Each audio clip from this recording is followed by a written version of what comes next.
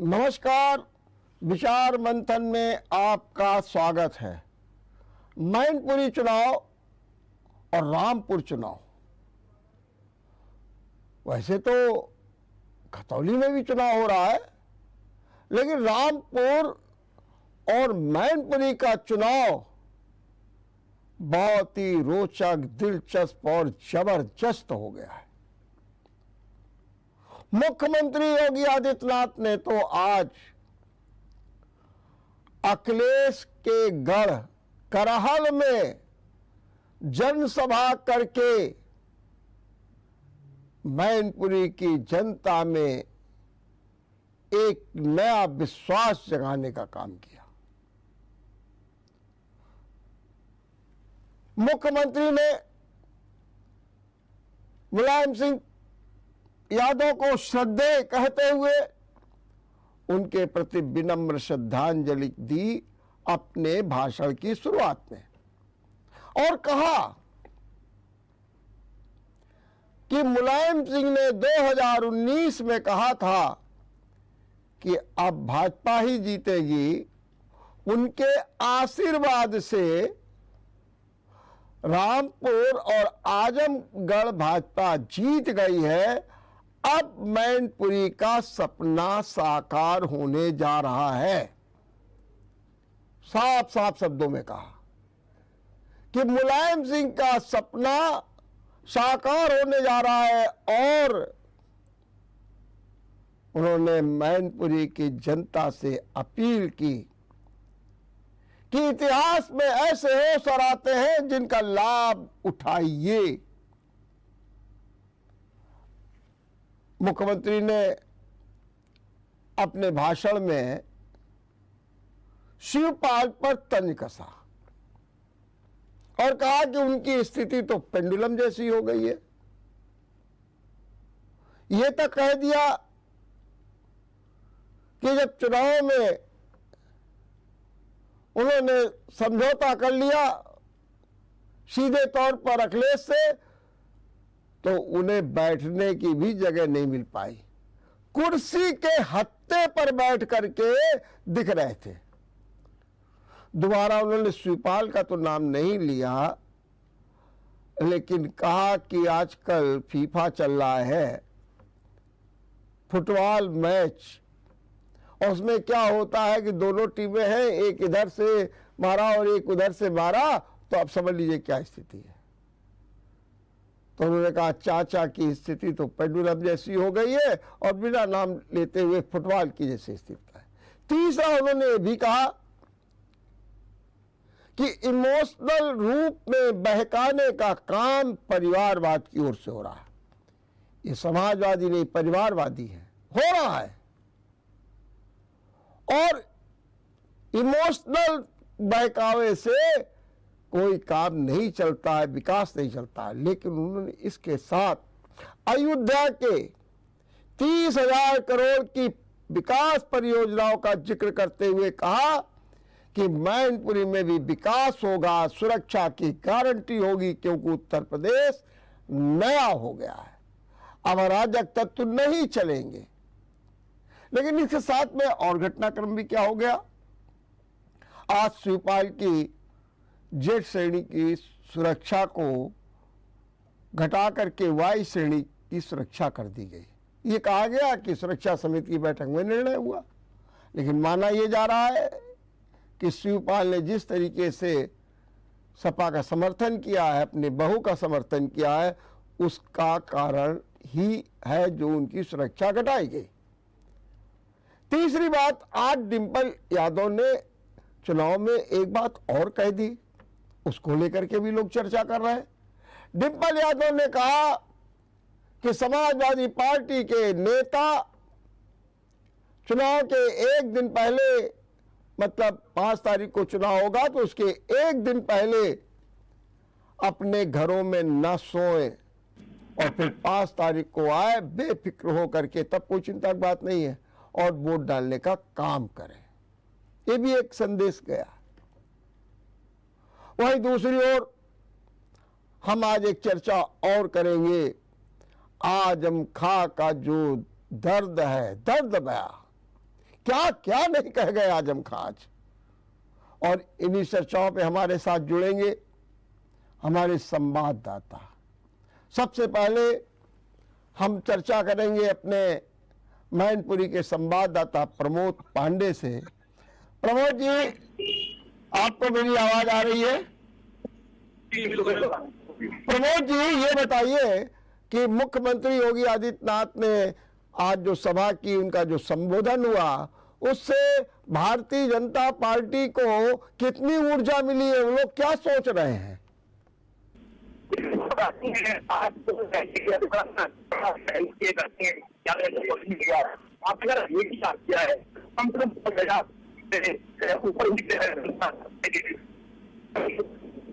उसको लेकर एक योगी का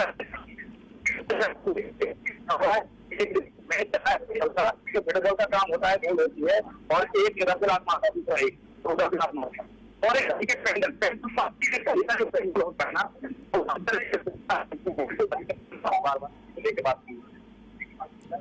प्रमोद जी, जरा आपकी आवाज जरा थोड़ी सी साफ नहीं आ रही है। हम 1 मिनट अपने को चेक कराते हैं, अपने यहाँ टेक्निकल स्टाफ से कहते हैं चेक करें, क्योंकि आपकी आवाज जो है बिल्कुल साफ अभी नहीं आ रही है। तो हमारे जो वहाँ के जो रिपोर्टर हैं मैनपुरी के प्रमोद पांडे, उनका ये सीधा सीधा कहना है कि जो उन्होंने कहा है मुख्यमंत्री योगी आदित्यनाथ ने, उसको लेकर के आम जन में बड़ी चर्चा है, और चर्चा जगह जगह हो रही है। बाजारों में हो रही है, मोहल्लों में हो रही है, चौराहों पर हो रही है, चाय की दुकान पर हो रही है। कोई कह रहा हाँ मुख्यमंत्री जी तो बहुत अच्छी बात कही, कोई कुछ कह रहा है, और कोई कह रहा है कि हाँ शिवपाल पर जो कुछ कहा गया वो बिल्कुल ठीक ही बात की जा रही है। आइए फिर एक बार हम देखते हैं, हमारे साथ प्रमोद पांडे जुड़े हुए। हाँ प्रमोद जी, जरा आप अपनी बात को फिर से कहिए, उस समय आपकी आवाज साफ नहीं आ पा रही थी। जी बिल्कुल बता दूं, मंत्री उत्तर प्रदेश मेट्रोपॉलिटन आपको क्या है, जहाँ पे अगर जनता की बात की जाए तो जनता के लेके ऊपर ही जनता थी, और काफी बियॉन्ड बना हुआ था, रोड पे भी जनता थी। तो उन्होंने सतपाल को कहा है कि सतपाल एक खड़ी से पेंडुलम की तरह है, जो कभी इधर तो कभी इधर होते हैं। पेट्रोल की लगातार जो मैच चल रहा है, उसमें वॉलीबॉल की प्रतियोगिता होती है, उस तरह बॉल में कभी इधर को लात मारता है, कभी इधर को लात मारता है। इसको लेके कि ऐसे पहले कभी आपस में प्रतिनिधि आज है, अगर किसी पार्टी हारेंगे बीजेपी ज्वाइन कर रहे हैं, क्योंकि वो चले गए हैं। मैं प्रमोद ये बताइए कि जो मेन रूप से मुख्यमंत्री ने कहा कि मुलायम सिंह के आशीर्वाद से मैनपुरी में भी भाजपा का सपना साकार होगा, मतलब कमल खिलेगा, जनता इस बारे में क्या सोच रही है? आपकी जो बातचीत हुई है से? बिल्कुल, उन्होंने योगी आदित्यनाथ जी मुलायम सिंह यादव ने पहले आशीर्वाद दिया था कि बीजेपी सरकार चाहिए, उसी को लेकर आजमगढ़ और रामपुर मैनपुरी में भी कमल खिलने का काम करेगा। लगातार जातवाद का परिवारवाद कहीं ना कहीं जनता इसको खत्म करेगी। इसी को लेकर उन्होंने योगी आदित्यनाथ ने अपने काम गया है, और लेकर सुरक्षा की विशेष तौर पर बात की है, जो महिलाएं रात को नहीं कर पाती थी प्लॉटों पे, उसके लिए उन्होंने इस समय वो या तो गुंडे टीम है या उधर पहुंच गए हैं। कोई किसी तरह की गुंडाई नहीं है, बिल्कुल शांति व्यवस्था और सुरक्षा व्यवस्था को लेकर सबसे आगे है। और शिवपाल पर जो उन्होंने कहा कि पेंडुलम है और फुटबॉल के मैच का उन्होंने वो किया, इसको लेकर के जनता में क्या है रिएक्शन? इसके के बाद भी की है, तो जनता ने कहा है कि वो मुख्यमंत्री है, कुछ भी कह सकते हैं,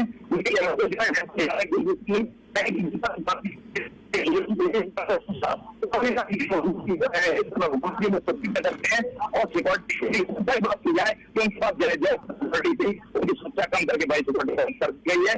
तो उन्होंने सिक्योरिटी कम कर दी है, इस पे क्या राय है? तो जनता का सिक्योरिटी की कोई नहीं है, और जो सुपर भाई है उसको भी लिया जाए। इसके बाद जब जो जो मुलायम सिंह है उनकी भाई है, और कहीं ना कहीं उन्होंने सिक्योरिटी की जरूरत नहीं, लेकिन जनता का उनसे कभी लगाव है। तो मतों की अगर बात की जाए तो करेल से जो है समाजवादी पार्टी हमेशा के लिए जीतती है, और इस बार जीतेगी। जो मुलायम सिंह यादव जो 93,000 वोटों से जीते थे, इस बार 1 लाख से ऊपर जाएगी। मोदी जी ये कह भी था कि उन्होंने कहा कि इमोशनल रूप से बहकाया जाएगा आप लोगों को, आप बहकिएगा नहीं, और उससे राष्ट्रीय काम नहीं चलता है, विकास का काम नहीं चलता है। तीसरा पॉइंट, क्योंकि बार बार उनका कहना था कि जो है वोट मांगने में नेताजी नेताजी नेताजी का नाम ही लिया जा रहा है, इसके बारे में आपने जनता से कोई बातचीत की?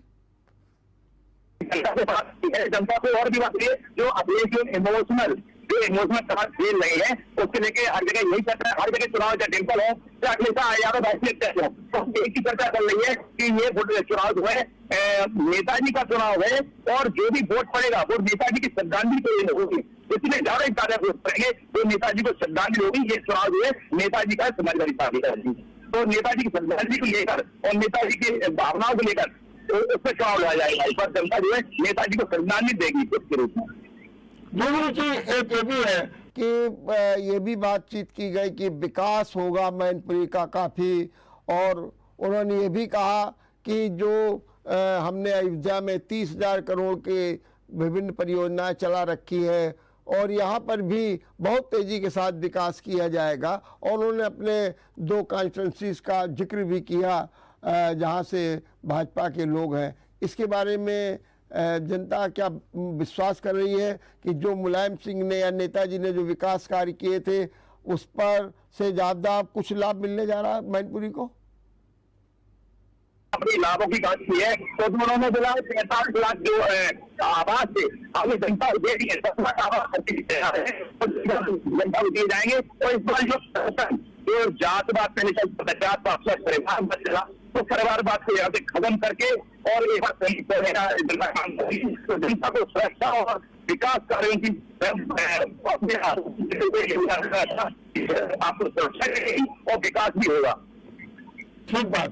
दूसरी चीज एक भी हम आपको जानना चाहेंगे कि जैसे शिवपाल की आज वहाँ पर जो सुरक्षा थी वो कम कर दी गई, माने जो उनको जेड श्रेणी की सुविधा मिली हुई थी सुरक्षा की वो वाई श्रेणी कर दी गई है। इस पर भी कहीं आपने सपा के लोगों से बातचीत की, उन लोगों का क्या कहना है?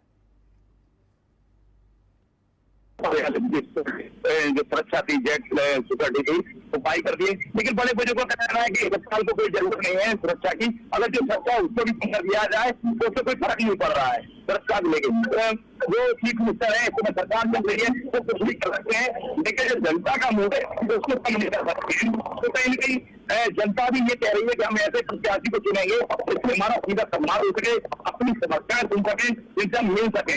तो कहीं ना कहीं जनता कह रही है, इसी के लिए बीजेपी लगातार यही तंज कर रही है कि हम ऐसे नेता को आप चुनिएगा जिससे हम संपर्क करते हैं। जो परिवार है वहां से मिलना तो दूर, हम सोच नहीं सकते हैं वहां।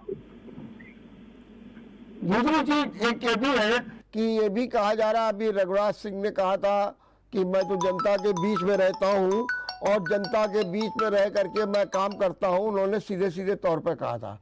तो मेरा कहने का मतलब ये, उन्होंने भी कहा था कि अगर आपको कहीं मिलना है डिम्पल यादव से तो सुरक्षा घेरा से होकर के जाना पड़ेगा, आपको अर्जी लगानी पड़ेगी, आपको ये सब करना पड़ेगा। तो बात तो एक ये भी खड़ी हो रही वहाँ पे।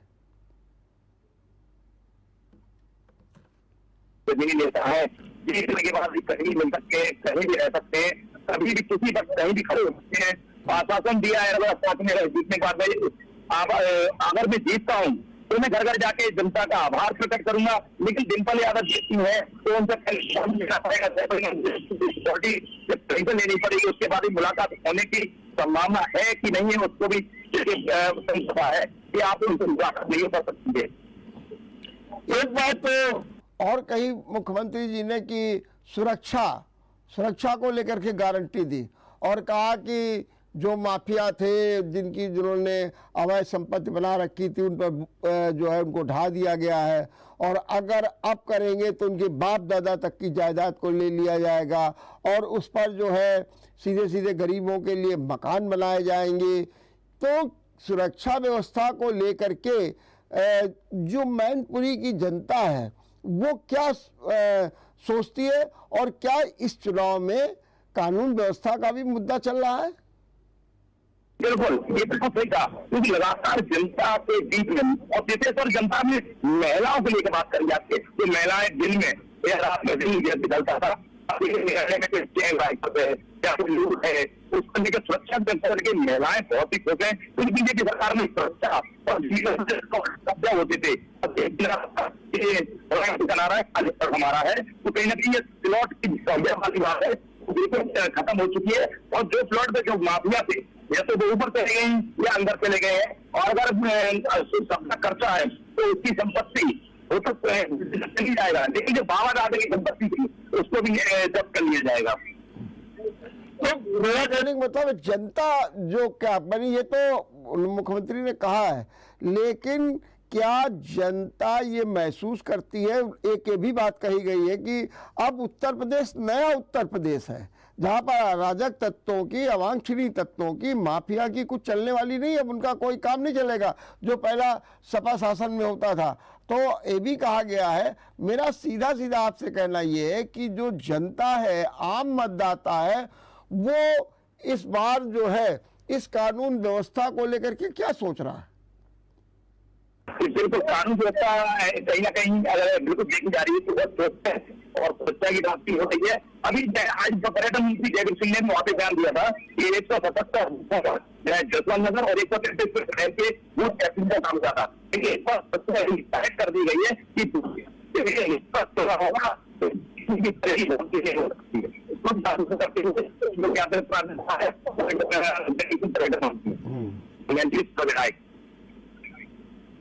लेकिन प्रमोद जरा ये भी बताइए कि चुनाव में कुल मिलाकर के क्या चल रहा, क्या कोई मुद्दा चल रहा है या सिर्फ नेताजी का मुद्दा चल रहा है, या वहां पर कानून व्यवस्था, महंगाई जैसा कि बार बार अखिलेश मुद्दे उठाते हैं, इनका कोई मुद्दा चल रहा है, या भारतीय जनता पार्टी ने अपना वहां कोई मुद्दा चला रखा हो मंदिर के नाम पर या कानून व्यवस्था के नाम पर या विकास कार्यों के नाम पर? तो ये मैं जानना चाहता हूं कि चुनाव में एक्चुअली चल क्या रहा है। भाजपा कौन सा कार्ड खेल रही है, सपा कौन सा कार्ड खेल रही है, और वहां पर कार्ड चल कौन सा रहा है? कार्ड की अगर बात पहले तो जाति समुदाय की बात नहीं कर रहे हैं। जाति संख्या सबसे नंबर पर पे यादव बोर्ड के 5 लाख वोट है और दूसरे नंबर साथ आता है। तो बीजेपी ने कहीं पहले तो जाति को लेकर को वहां पर खड़ा किया है। इधर बीजेपी समाजवादी पार्टी ने भी अपना फैसला दिला, जो पहले जो ब्लैक देवेंद्र सिंह यादव थे उनको तुरंत हटा के 8 साल वो जमाव से बनाए जा चुके हैं और पूर्व राज्यमंत्री भी रह चुके हैं, उनको जिला अध्यक्ष बना दिया गया है। तो कहीं की वोट कास्ट की बात हो रही है, नंबर को कहता है वो हमारे फेवर में आ जाए। तो कहीं कि जसवंत नगर के रहने वाले कहीं ना कहीं जसवंत नगर को समाजवादी पार्टी लीड लेके चलती है, करेल से लीड लेके चलती है, कितनी को लीड लेके, तो उसको लेके भी उनकी असली पकड़ भी 2 बार सांसद इलाहाबाद रह चुके हैं, एक बार विधायक भी रह चुके हैं। तो कहीं ना कहीं करेल से और जसवंत नगर से भी अच्छी पकड़ है। तो वोट की अगर बात की है तो अभी कुछ काम नहीं सकता, क्योंकि सारे नेता सभा के हों भाजपा को सारे वीआईपी मंत्री में इस तरह नुक्कड़ सभा चल रही है। तो अगर अभी अपनी नुक्कड़ सभा कर रहे हैं तो कर रहे हैं, तो सभी वोटिंग की बात चल रही है। तो अभी कुछ कार्य वोट 60 वोट किस मूवमेंट कर रहा है विधानसभा में हमेशा के लिए समाजवादी पार्टी आ रही है, 16,000 से हमेशा आ रही है। सभी समाजवादी पार्टी वहां पे जीतती नहीं है, क्योंकि वहां पे हमेशा बीजेपी निकलती है। अब बीजेपी वाली बात है, क्योंकि जसवंत और करेल किसी इसको डिपेंड करती है कि वहां से कितना वोट बीजेपी आएगा वहां पे। अच्छा ये बताइए कि बहुजन समाजवादी पार्टी ने वहां पर अपना कोई कैंडिडेट नहीं खड़ा किया। कैंडिडेट तो कांग्रेस ने भी नहीं खड़ा किया है। कहते हैं कि आज पहला एक सवाल ये कि आज अखिलेश जो है शीतला मंदिर में गए, वहाँ दर्शन किए, पूजा की, और उसके साथ में वहाँ पर कुछ कांग्रेसी भी सपा में शामिल हो गए। ऐसी क्या कोई खबर आपके पास है?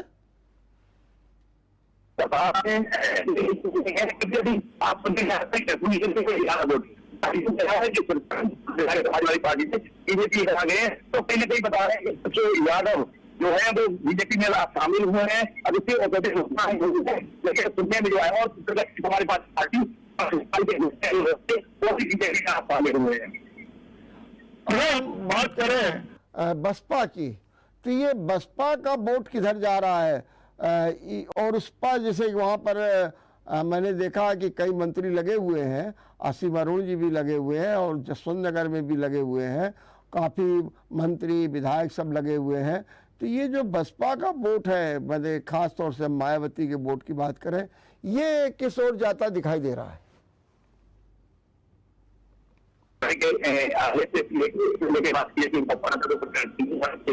तो कहीं ना कहीं पुलिस वो है वो किस तरह वो अपनी तरफ बता रहे हैं बीजेपी की बात की है और मंत्री बात की है, तो वो कह रहे हैं कि जो पुलिस वोट है बसपा का जो वोट है वो कहीं ना कहीं जो बीजेपी की सामने जा रहा है। लेकिन बसपा में जो मायावती जो है तो कहीं ना कहीं अंदरूनी से समाजवादी पार्टी से पहले करना जो जो फ्रेंडशिप काफी बोला जो है सामने आती है। आपको मिलाकर के आपको क्या लगता है कि ये जो इलेक्शन होने जा रहा है, ये कैसा इलेक्शन होगा? कांटे का होगा, एक तरफा होगा, या फिर जीत हार का मार्जिन बहुत होगा? आपको क्या लग रहा है? क्योंकि जो जनता की नब्ज है, जो जनता की एकदम जो धारणा है, उसके बारे में क्या सोचते हैं आप लोग? जनता की अगर बात की जाए तो कहेंगे ये फ्री राशन, आज फ्री राशन को लेकर योगी आदित्यनाथ ने बात की है कि लगातार जो है कई महीनों से फ्री राशन बांट रहे हैं। तो कहीं फ्री राशन का भी होता था कि विधानसभा का भी चुनाव हुए थे तो फ्री राशन लेके काफी महिलाओं ने कहा जिसका नाम आया उसको वोट देंगे। तो ये चर्चा है जनता में आती है, बार बार पूछते हैं, तो ये जनता की कैसे की जनता दलित वोट है, दलित के लिए जो राशन है और जो शौचालय है, आवास है, तो उसको लेके कहीं की जनता यही देखना चाह रही है कि बीजेपी अपना बराबर विकास गिना रही है, जनता के बीच में भी आ रहा है, तो कहीं भी बीजेपी जो है दलित लेने में ज्यादा कामयाब होगी। नहीं, मैंने कहना था कि इलेक्शन कैसे होगा, मतलब कांटे का होगा, सीधा होगा, या फिर जीत हार का बड़ा अंतर होगा, या कोई इतिहास रचा जाएगा इस बार? मैं ये पूछ रहा हूँ कि इसके बारे में आपका क्या कहना है? ये बिल्कुल इलेक्शन में जीत हार वाली बात है, ये बिल्कुल कांटे का इस बार चुनाव है।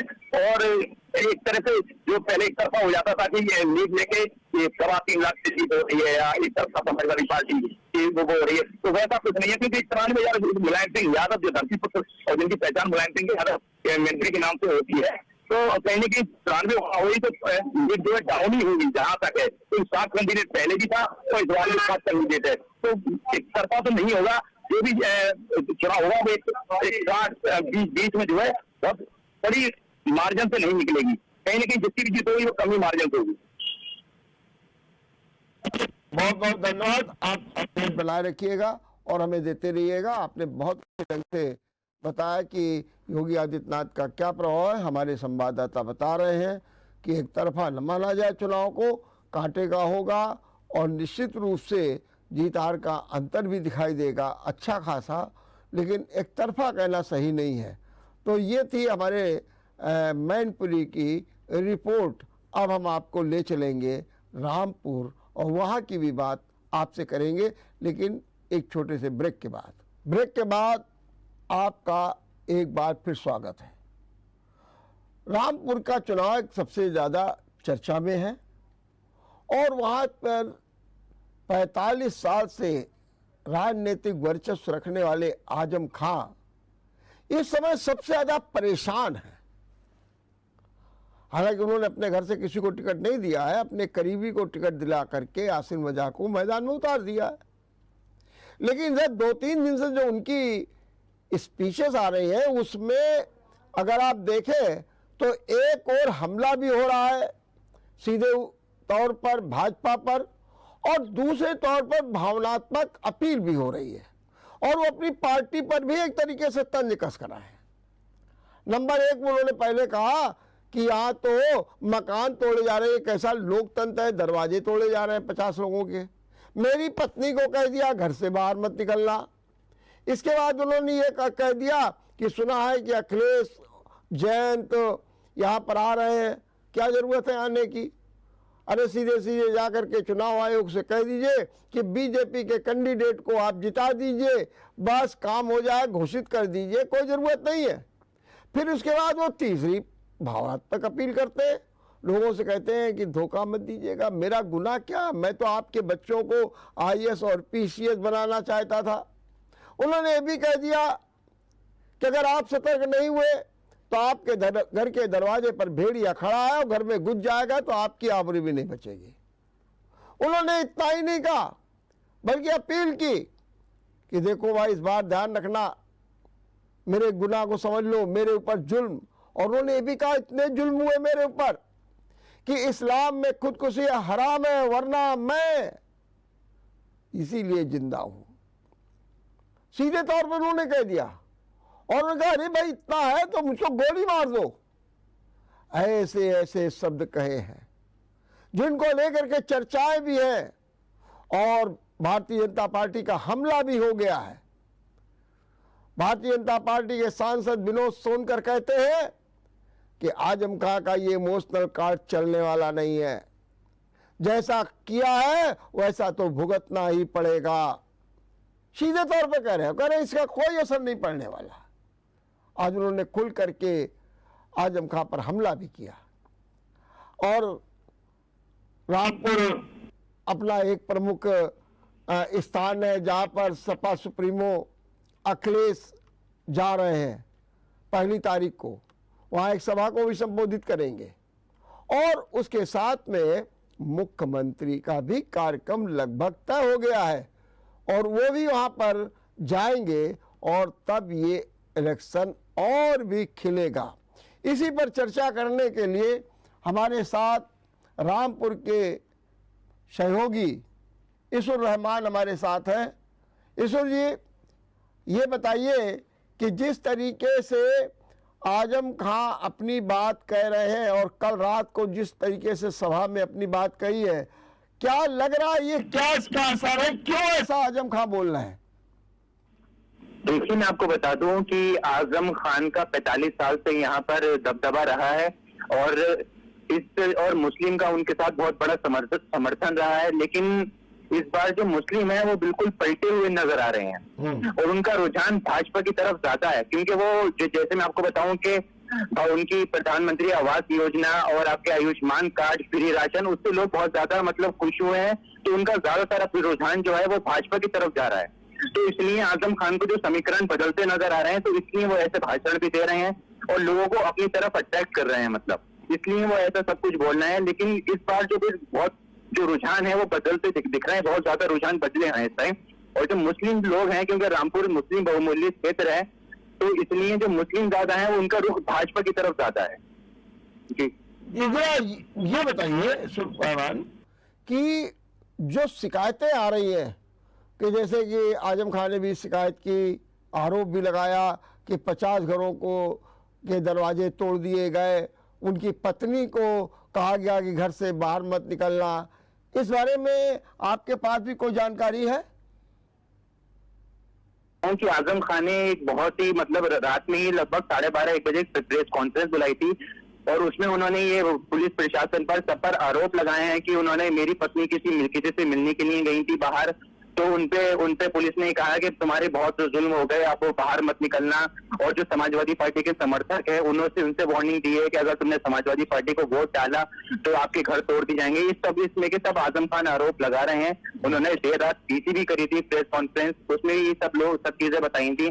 तो वो इसलिए अचानक उन्होंने पीसी करके ये सब बातें कही थी। अभी कितनी सच कितनी झूठ ये भी आगे पता चलेगा। फिलहाल मतलब ये सब आजम खान ने ये उस पर पुलिस प्रशासन पर आरोप लगाए हैं। ये सब नहीं, आरोप तो लगाए, लेकिन कहीं से आपको भी ऐसी कोई शिकायतें, क्योंकि अगर किसी के घर में दरवाजे तोड़े जाएंगे, ये किए जाएंगे, तो बाकायदे ये तो आप मीडिया में है तो जानकारी में तो कहीं से आएगा ही।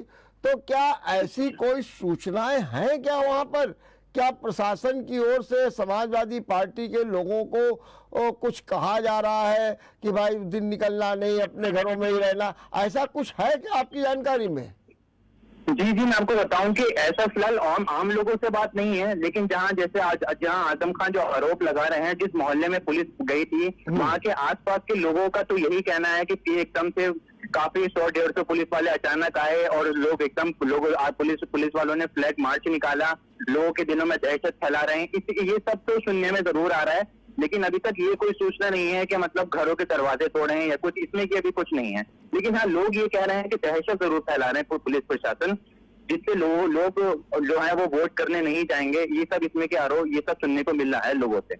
लेकिन इसका दूसरा पक्ष तो ये भी हो सकता है कि अगर वो मार्च कर रहे हैं पुलिस वाले, तो एक ये भी उनको आश्वस्त कर रहे हैं कि आप निष्पक्ष होकर के वोट डालिए, कहीं पर कोई दिक्कत नहीं है, और ये भी है कि अगर आप किसी प्रकार का झगड़ा वगड़ा करेंगे तो हम उससे निपटने के लिए भी तैयार हैं। तो एक ये भी तो मैसेज दिया जाता है सुरक्षा की भावना का भी।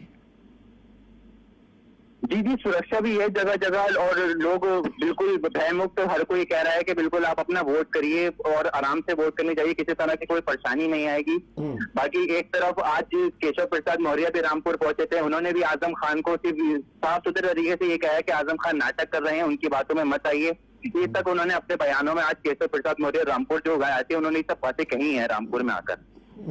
तो ये बताइए कि जो आजम खान ने कल रविवार को शाम को जो सभा में अपनी बातें की और कहा कि मैं तो इस्लाम में खुदकुशी हराम है, इसीलिए मैं जिंदा हूँ, और उन्होंने कहा मुझे गोली मार दो, दरवाजे पर भेड़िया खड़ा, ये जो बातें की, उन्होंने कहा धोखा मत देना आपकी। और तो मेरा कहने का मतलब ये है कि इन बातों का क्या कोई आपको प्रभाव दिख रहा है? क्या लोग वोकल होकर के बोल रहे हैं? क्या स्थिति है इस समय मतदाताओं में? नहीं नहीं, इसमें का कोई आजम खान के इन बयानों का कोई किसी तरह का कोई प्रभाव पड़ नहीं रहा है लोगों पे, क्योंकि जो रामपुर के मुस्लिम्स हैं उनका ज्यादातर जो प्रधान है वो भाजपा प्रत्याशी की तरफ ज्यादा है। वो कुछ इस तरह की इनकी बातों को ज्यादा सीरियसली कोई ले नहीं रहा है।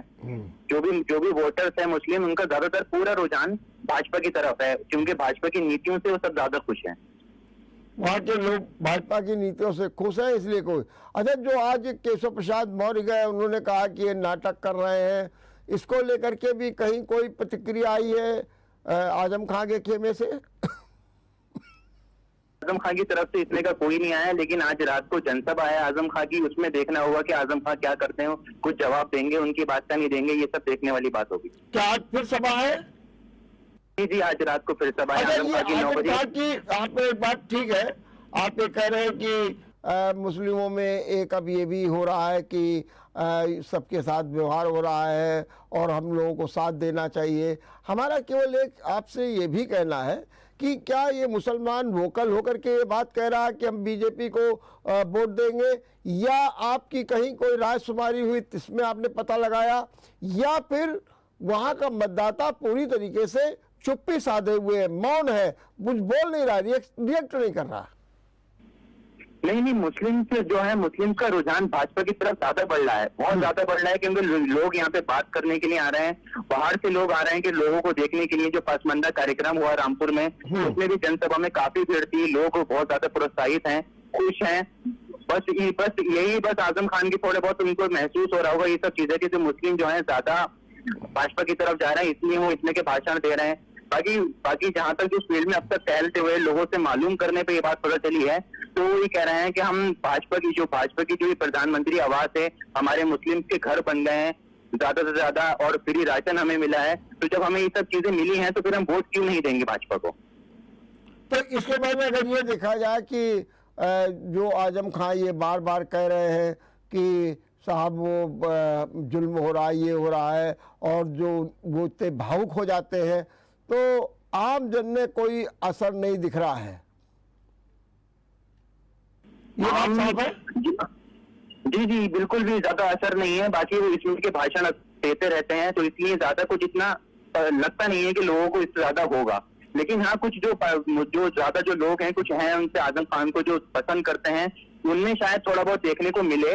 लेकिन बाकी अब जो भी कुछ होगा वो 5 तारीख को पता चलेगा कि कितना वोटर बाहर निकलता है, कितना वोट डलेगा, और 8 तारीख को पता चलेगा कि किसके खाते में ये सीट गई है। एक बात हमको जरा और बताइए कि आजम खां की सभा में क्या वैसी भीड़ हो रही है जैसे पहले हुआ करती थी कि एक बिल्कुल पूरा जो है हुजूम का हुजूम आ जाता था? क्या वैसी ही भीड़ अब भी उनकी सभा में देखने को मिल रही है? नहीं, पहले तो आजम खान की जनसभा में काफी भीड़ हुआ करती थी। पहले से तो काफी कम भीड़ देखने को मिल रही है, लेकिन आजम खान बोलते हैं अच्छे, उनकी बातों में अच्छे अच्छे लफ्ज होते हैं, तो वो सुनने के लिए लोग आते जरूर हैं उनकी जनसभा में। जी, बाकी जो पहले भीड़ हुआ करती थी उस जैसी भीड़ अभी अब देखने को नहीं मिल रही। अच्छा, जैसे आज डिप्टी सीएम आए केशव प्रसाद मौर्य, उन्होंने भी सभा को संबोधित किया, तो उनकी सभा में कैसी भीड़ रही, क्या रहा?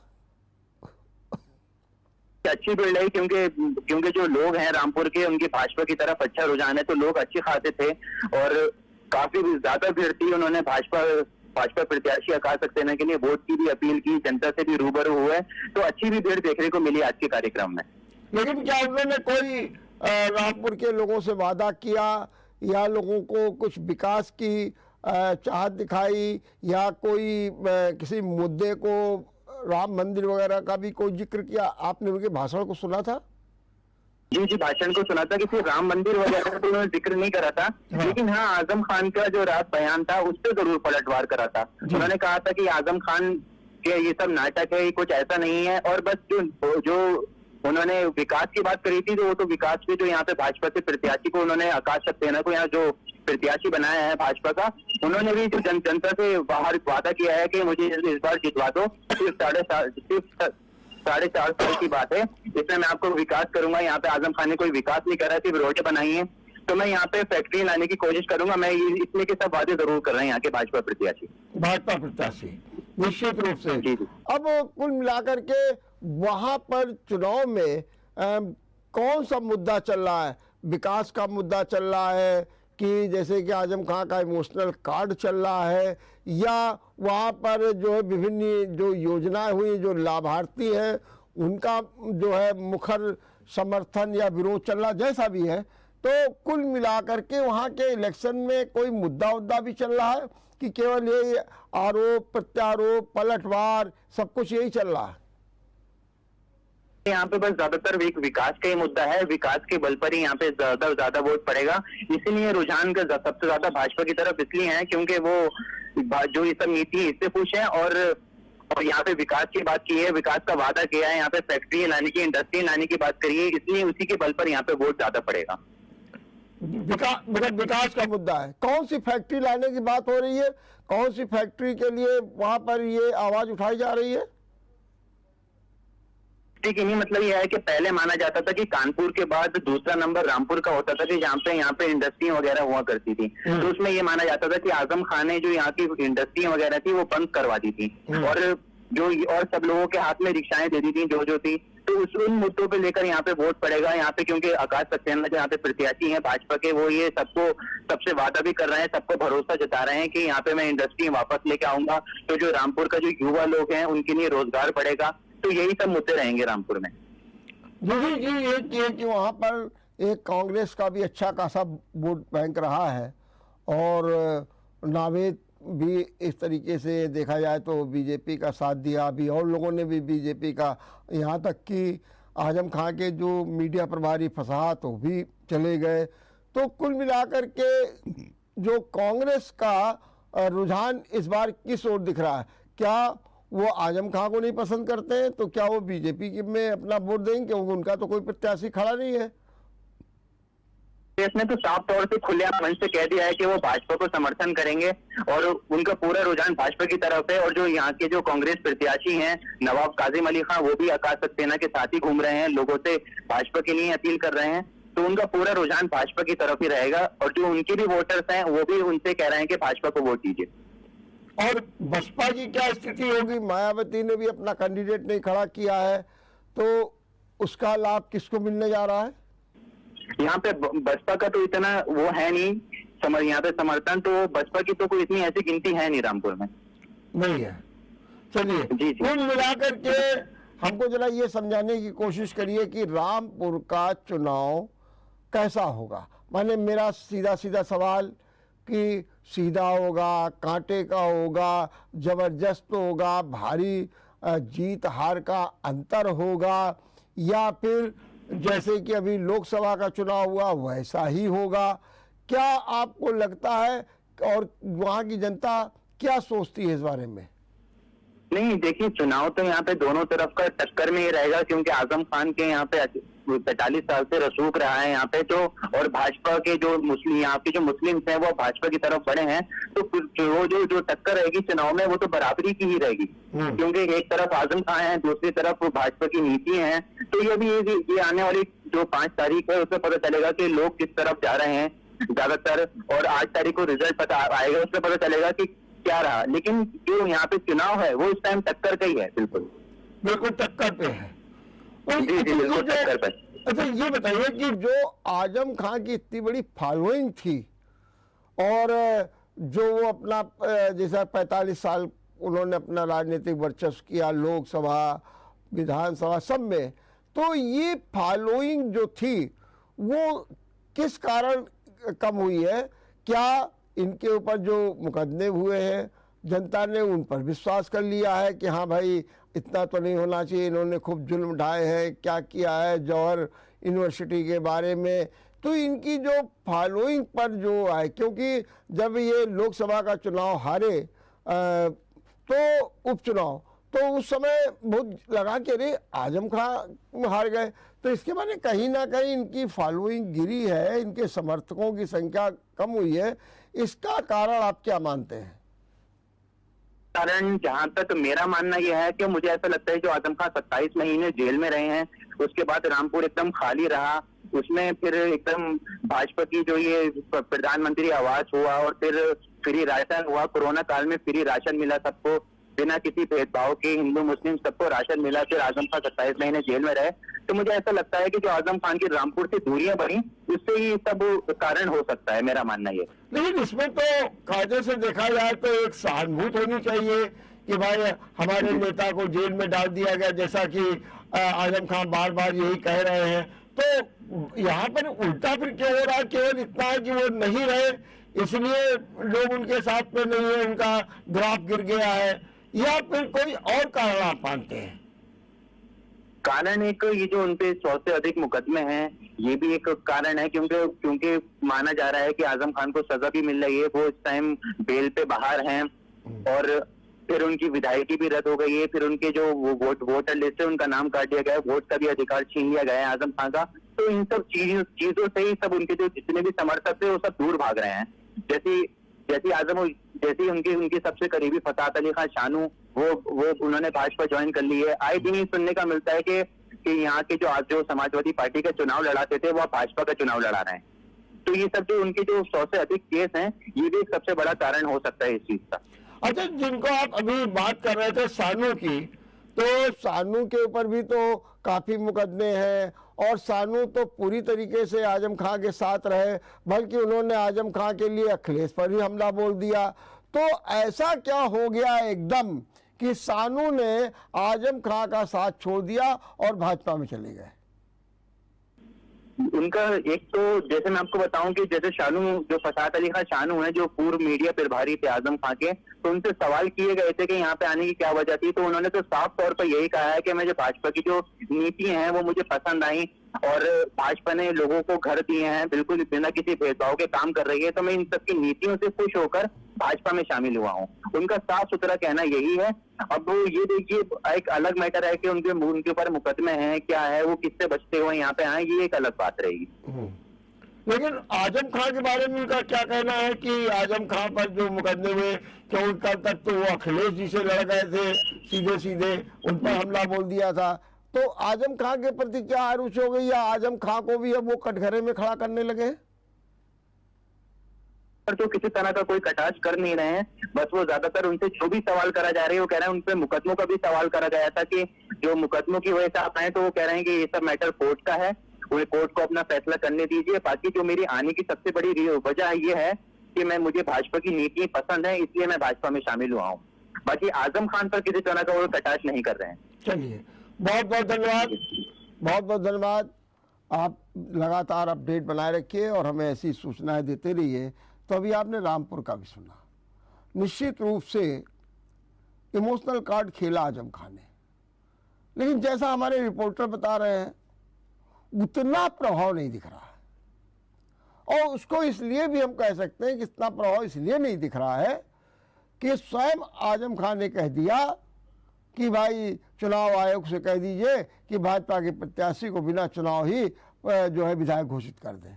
इसके बाद उनको कहीं ना कहीं लग रहा है कि मेरे साथ जो जुड़ाव था, मेरे साथ जो लगाव था, मेरे साथ जो लोग थे, वो कहीं ना कहीं कोई भी कारण हो, हमारे रिपोर्टर तो बार बार लाभ की बात कर रहे हैं कि मकान मिल गए, राशन मिल गया, बिजली मिल गई, शौचालय बन गए, उसकी बात कर रहे हैं।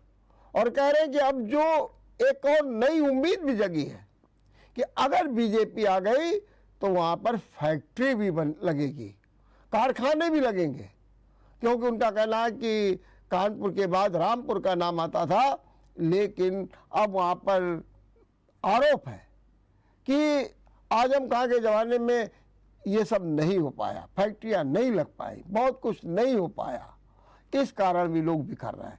ये भी एक बहुत बड़ा सवाल है सपा के लिए। और निश्चित रूप से आने वाला चुनाव रामपुर के लिए, आजम खान के लिए बड़ी चुनौती है। अब देखना ये है कि ये चुनौती किस दिशा में जाती है। क्या आजम खान इससे उबरते हैं, क्या इसका सामना कर पाएंगे, या फिर जो पिछला लोकसभा का हश्र हुआ है उपचुनाव का वही होगा। देखते रहिए विचार मंथन। नमस्कार।